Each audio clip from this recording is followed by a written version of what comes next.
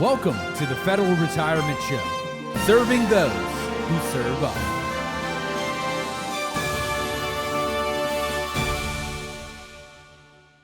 Well, welcome everybody once again to the Federal Retirement Show. My name is Val Majewski with American Benefits Exchange, and just so excited to share with you some of the information that I've gathered over the years of working with federal employees for the past decade. And today's topic is going to be the top 10 mistakes made by federal employees. And we're going to talk about how to avoid them as well. But why is this important? Why are we talking about mistakes before we really get into a lot of the issues, the benefits, the information that I'm sure you want? Because there's a lot of information out there, right? And there's a lot of choices that you make when you first get hired. There's a lot of paperwork you fill out, a lot of benefits that you elect, choices that you make when it comes to deferring money for retirement, things like that. And over the course of time, if you made the wrong choices initially, that can affect your bottom line, can affect your paycheck, can affect your future retirement.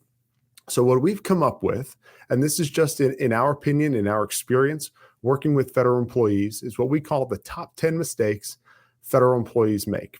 Now, the first thing, again, is the lack of information.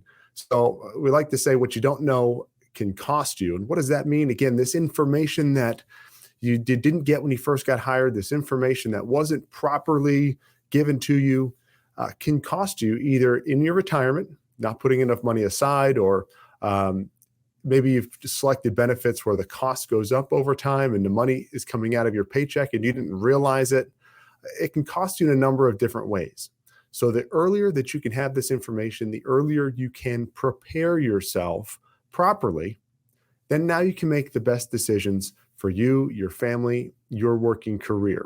So that's the whole point of today. And again, it's just the top 10. It doesn't mean these are all of the mistakes that federal employees can make over the course of their working career or in retirement. And hopefully, if you're keeping score while you're watching this, that you're not making all 10 of these mistakes, but we can help eliminate them or correct them.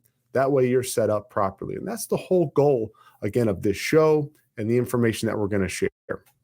So number one, not attending a federal benefits training. What is this? Well, perhaps your agency, your office, maybe you've never had somebody come in and talk about benefits and retirement. Maybe you've never been online at a webinar or been to a training. You thought, you know what, I just got hired, or I'm in the middle of my career. Retirement is so far away. I don't need to go to these things yet. And in my opinion, nothing can be further than from the truth. When it comes to learning this information, the earlier you can do it, the better. So whether you just got hired yesterday, you're in the middle of your career, or you're leaving tomorrow, it's important to know how your decisions when it comes to your benefits and retirement, how they're going to affect you going forward and what the end result is going to be. So the more information you can gather, the better. Now, I will say this, that the government doesn't do a good enough job of providing you this information. So you kind of have to go out and seek it. You have to go out and look for it. You have to go out and find it. And finding a professional like myself or somebody that is an expert in federal benefits and retirement is going to be key, because you can't just talk to anybody. Not everybody knows this information. Not everybody speaks this language. So do yourself a favor, if you have not already, attend a retirement seminar, webinar, a training, so you can be up to speed on all of the things regarding your benefits and retirement, and continue to do so. Just because you did it, 10 years ago, doesn't mean that you don't have to do it ongoing throughout the course of your career, because things change, benefits change, the government makes changes, and we want to make sure that you're up to speed on all of those changes and updates. So that's number one. Number two, paying way too much for your FEGLI option B. Way too much. Now, if you're not aware, FEGLI option B is that option with your federal employee group life insurance, where you can choose up to 5 times your salary in additional life insurance coverage. Sounds awesome. And it's extremely cheap when you first get hired and when you're younger. But what is not properly explained is that this cost increases every 5 years, starting at age 35, and can get extremely expensive as you get older and as you get closer to retirement. And I'm just going to let you know that you're not going to get letters in the mail or birthday cards from OPM or the Office of FEGLI saying, hey, congratulations, happy birthday. Just want to let you know you've bumped up into another age bracket and your cost for FEGLI option B just increased. Now, why does it do this? Because you're part of a group plan. Everybody is lumped together. Whether you're healthy, sick, smoker, non-smoker, male, female, you all have the same rates because you did not have to take a physical when you first got hired. You're automatically in. So again, very cheap as you're younger, earlier in your career, but gets very expensive as you get older. So how can we combat this? How can we avoid this mistake? Well, if you really want the coverage, and a lot of federal employees I talk to do want the coverage because they have needs, they have family, they have things they want to cover, then you might want to look at private insurance. Now, the only difference is you need to qualify health-wise, but in order to avoid paying more than you should or more than you have to, you can lock in your rate using private insurance and save yourself possibly tens of thousands of dollars over the course of your working career. Now, what can you do with those monies? You can either put them in your pocket, put it in your bank account, or put it more towards your retirement using TSP or a supplemental retirement account. So paying too much for FEGLI option B is number 2. Number 3, when it comes to retirement, not putting enough money towards TSP to receive the maximum amount of matching. Now, little quiz. What is the maximum amount of matching that you can get from TSP? If you thought or said 5%, you'd be correct. So if you defer 5% out of every paycheck, the government will match 5% and put it into TSP on your behalf. Now, why is this important? Because this is free money. The best kind of money that you can possibly get ever. Don't let anybody tell you any different, is free money. The government does not give you much for free. They want to give you some free money to go towards your TSP. Take advantage of it. So if you are not yet putting up to 5% in your TSP, how do we correct this? Go into your pay system and correct it. Put in at least 5%. That gives you the maximum amount of free money that the government wants to give you. So this is pretty simple. If you're not putting in 5%, I normally recommend get up to at least 5%. It's free. Number 4,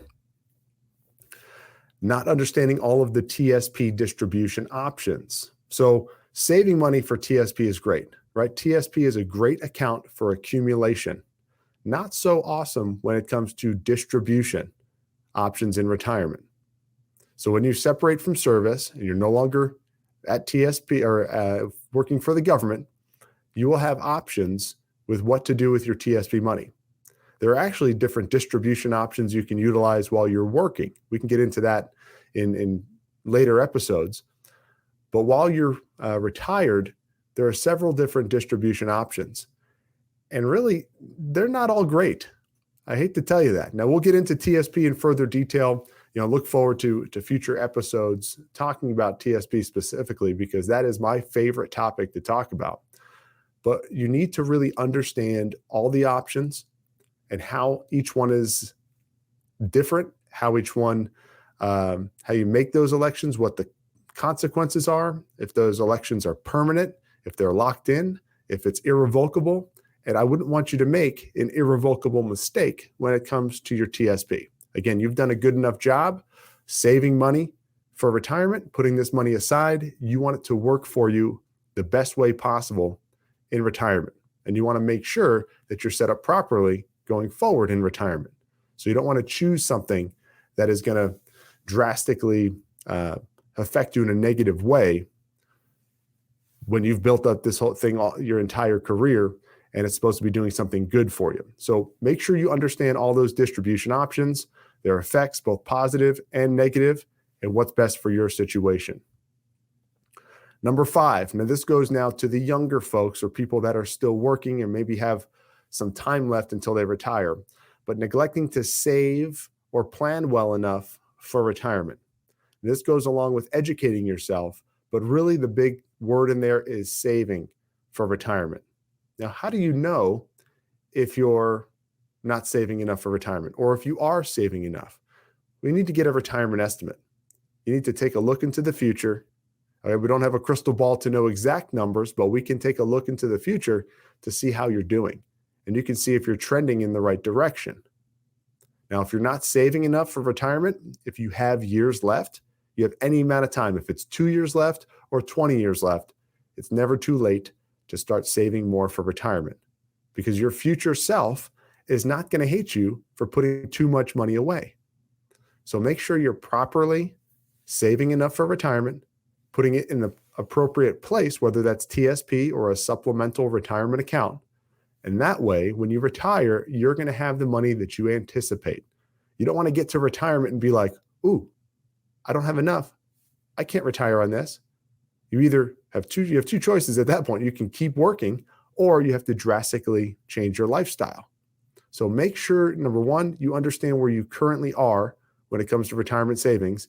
And if you're not where you want to be, then you can do something about it. You can put additional money away for retirement to make sure that you have enough. I've never once had a single federal employee tell me, Val, we messed up. I don't know what happened, but we have way too much money in retirement. This is horrible. No one's ever said that. So it's better to over prepare than under prepare.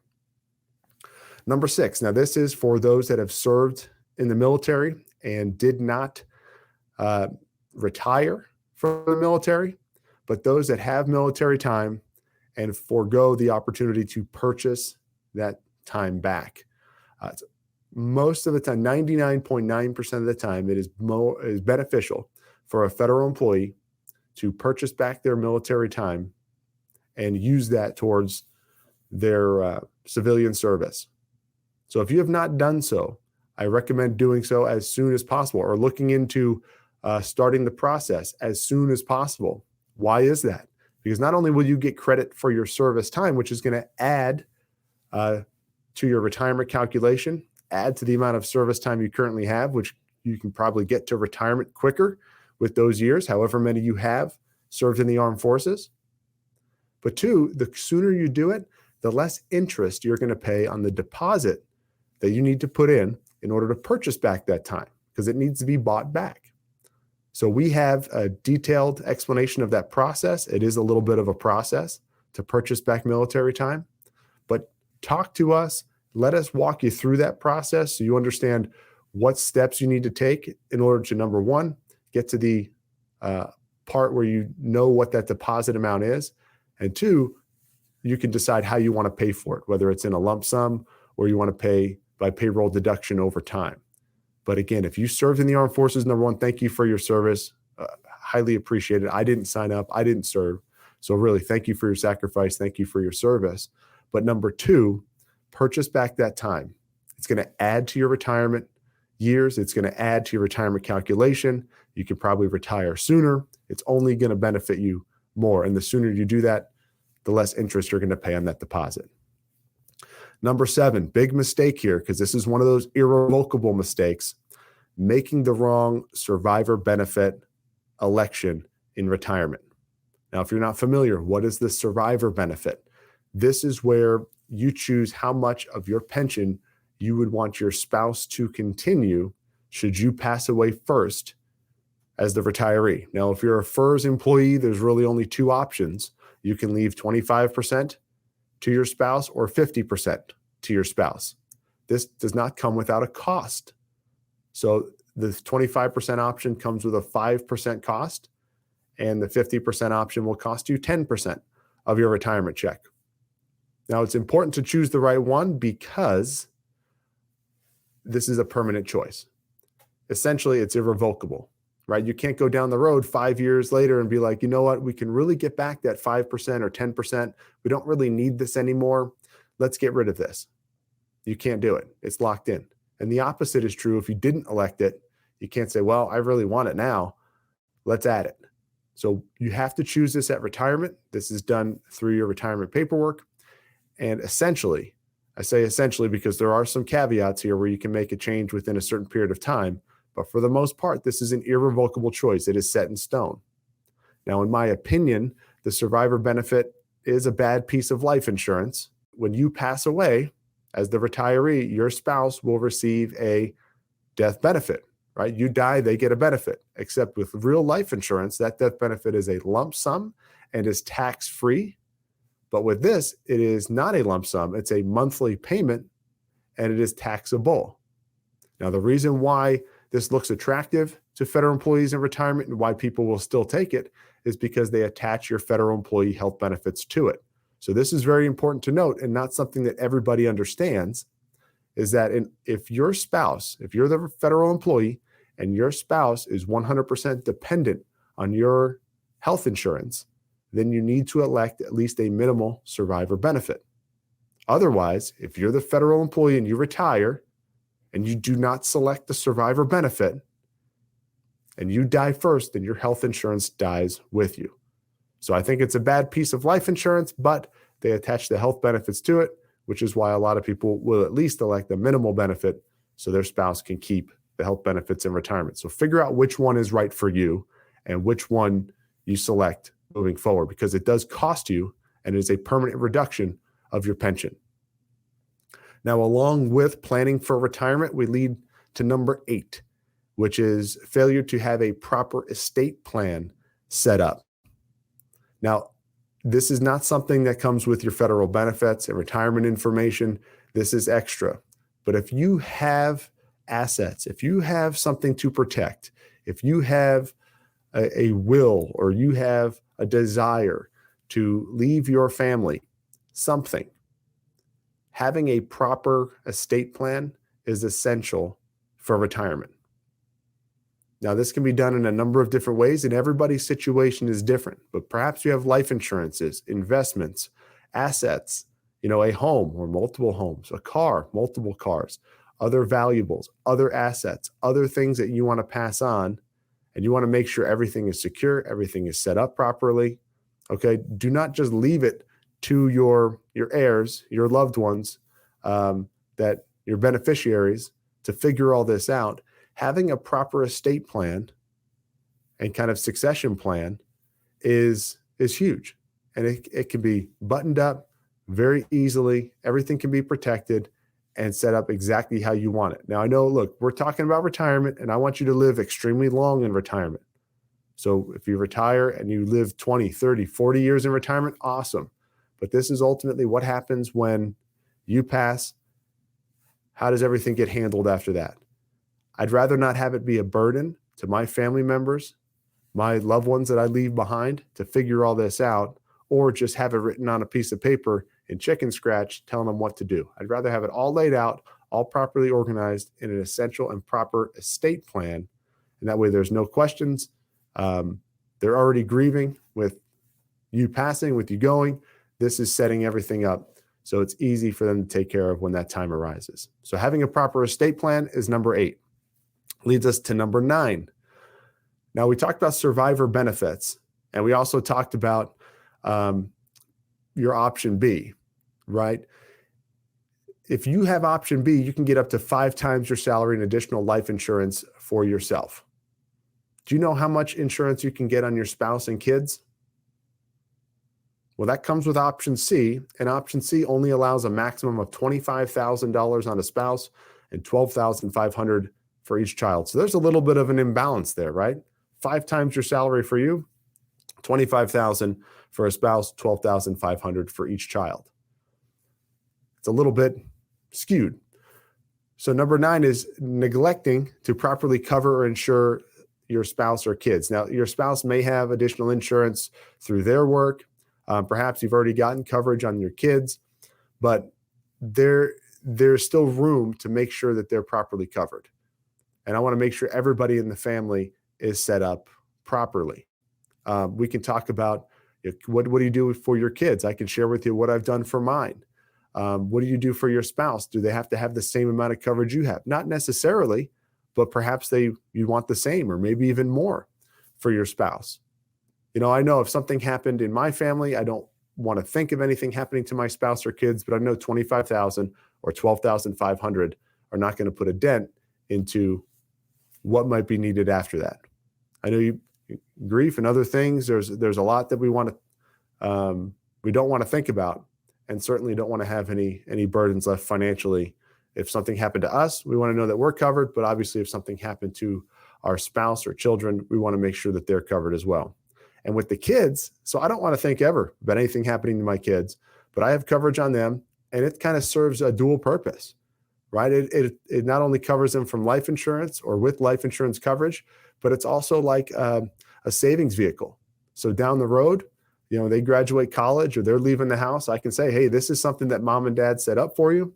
It does cover you with life insurance, but there's some cash built up in here. There's some savings set up. There are plans that are specifically designed to do that. So number 9, making sure that you properly cover your spouse and kids in the same way you're covered through your life insurances and your retirement and all that stuff. Make sure you do the same for your spouse and kids. Which brings us to number 10, which is the crux of all of this and why we're talking about this and why this show exists. It's failure to receive a personalized benefits and retirement review. Now, this could be number 1 if it was a countdown, but number 10, meaning this is probably the biggest one that I see, it's failure to get a real analysis done of your situation and see exactly where you stand, because everybody is different. You are different than the person that sits next to you at work or that you see on the Zoom calls. Everybody's situation and family is different, and their needs are different. So to understand exactly what your situation looks like, where you currently are, and how, again, you're projecting as you go towards retirement, it is essential, whether you just got hired or, again, if you're retiring tomorrow, to get a review and analysis done. Now, how do we do this? We have proprietary software that we've designed over the years and tweaked and made changes to, and we're extremely proud of what we're able to share with you.